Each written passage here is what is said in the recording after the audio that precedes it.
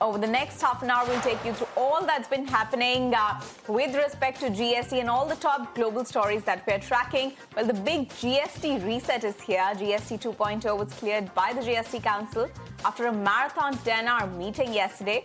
From September 22nd, India will move to a simpler two-slab structure, 5% and 18%, with just a steep 40% rate reserved for luxury and thin goods. Now remember, everyday essentials from butter, cheese, soaps and shampoos to bicycles, small cars and household items, they all get cheaper, while ultra-high temperature milk and basic breads go tax-free. While goods like ACs and TVs, they move to 18% from 28% earlier. Apart from that, in a big boost to the insurance sector, life and health insurance policies will be fully exempt. While gyms, salons, yoga services, they drop to just 5%. Well, the government says that these reforms will ease business, boost consumption, and also benefit farmers, MSMEs, and middle class.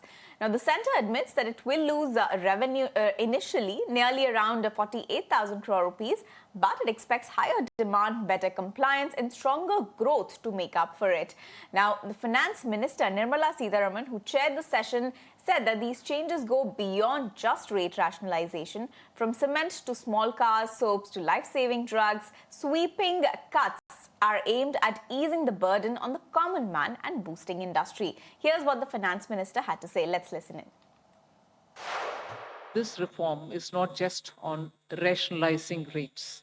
It's also on structural reforms. It's also on ease of living, so that businesses can do their business of working together with the GST with a great ease. So we have corrected inverted duty structure problems. We've resolved classification-related issues, and we've ensured that there will be stability and predictability about the GST. Rate rationalization, of course, we've reduced the slabs. There shall be only 2 slabs, and we are addressing also the issues of compensation cess. Agriculture goods such as tractors, agricultural, horticultural, and forestry machines for soil preparation or cultivation, harvesting or threshing machines, including straw or fodder balers, grass or hay movers, composting machines, etc., are all coming down from 12 to 5%.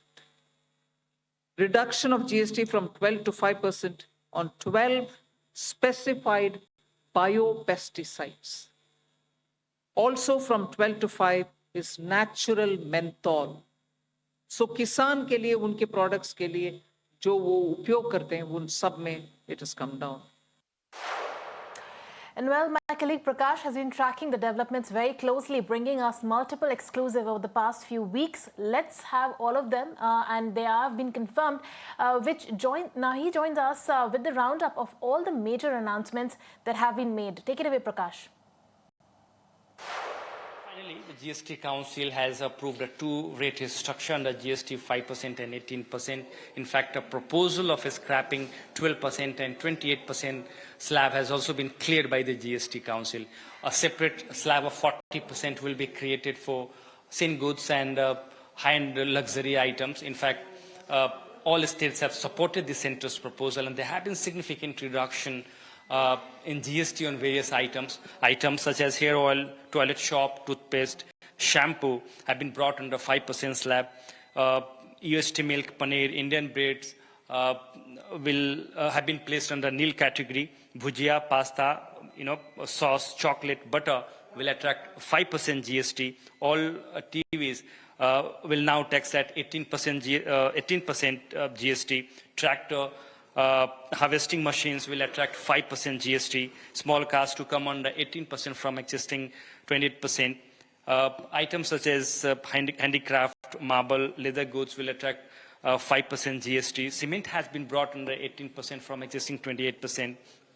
Uniform rate of 18% will be levied on all auto parts. Three-wheeler has been placed under 18% category from 28%. GST on buses, trucks and ambulance to attract 18%. Very significant development coming in. Along with that, the GST Council has also decided to address the inverted duty structure in the fertilizer sector. All inputs under fertilizer sector will come under 5% category. Mid-size car, large cars will attract 40%. Bike exceeding 350cc has been placed under 40% category. Positive development for the insurance sector as well, consumers as well, as the GST Council has decided to exempt GST on life insurance and health insurance premiums for individuals. A very significant development coming in. All changes will come into effect from 22nd September, except pan masala, jarda, gutka, cigarette, tobacco. Compensation cess on these products will continue until loans are repaid. A very significant development coming in. In fact, the finance minister has reiterated that the rate reduction and rate rationalization on these items will have a very positive impact on GDP. All right, thanks Prakash for keeping us up to date, and all those exclusives have been confirmed now. But when it comes to the GST reforms, it wasn't just the centre. In fact, the states too rallied behind the big GST reset. Finance ministers from Punjab, Rajasthan and Jharkhand, they all call the council's decision historic, stressing that the two-slab structure will ease compliance and lower costs for citizens. Here's how the states voiced their statements and welcomed the reforms. आज सबसे बड़ा जो major decision हुआ है, जो 4 slab थी, जो 4 slab थी जीएसटी में, उनको 2 कर दिया गया। 5 और 18% 2 स्लैब्स हो गए हैं। अब मैं समझता हूँ थोड़ा सिंप्लीफाई कर दिया गया है, और हमारी जो रिजर्वेशन है वो ये है कि ये कॉमन मैन तक इसका बेनिफिट जो है कॉमन मैन तक पहुंचे, तो इसके लिए हम अपनी वॉच रखेंगे। इंश्योरेंस के मसले पर जो प्रपोजल था वो बिल्कुल एग्जम्प्ट कर दिया गया है। जो प्रपोजल आया था उसको एज इट इज मंजूर कर लिया। ये सर, और उसमें जो रेवेन्यू लॉस की बात थी जिसकी मांग आप लोग कर रहे थे, उस पर क्या मांग कर रहे थे? रेवेन्यू लॉस की सभी मांग की, पर लेकिन यूनियन गवर्नमेंट ने उसको डिक्लाइन कर दिया कि हमारा भी लॉस हो रहा है। पर लेकिन क्योंकि बहुत बड़ा लॉस पहले भी हुआ जीएसटी आने के बाद, जब से जीएसटी आया तो बहुत बड़ा लॉस जो है वो स्टेट को हुआ है।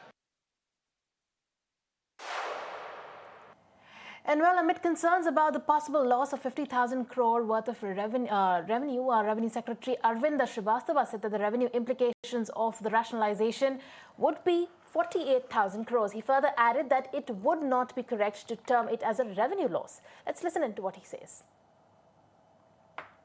We have estimated a figure. We expect that the net fiscal implication, we would not call it as a revenue loss because that doesn't seem to be the correct terminology. But net revenue implication of this proposal is expected, we have estimated it to be around 48,000 crores. This is on the consumption base of 23-24 because that is where we had all the segregated data. What I would also request is to have to appreciate this exercise better. It's important to also understand why looking at a particular number of revenue implication and highlighting it in a manner which is not proper may not present the correct picture of this exercise. The reason being, one, typically the rate rationalization exercise would result in buoyancy effects. We do expect, as mathematically one may calculate based on consumption of 23-24, but economically that is not how outcomes will evolve. And we do expect buoyancy to play a major role because of this rate rationalization exercise in enhancing the revenue. देखिए, अभी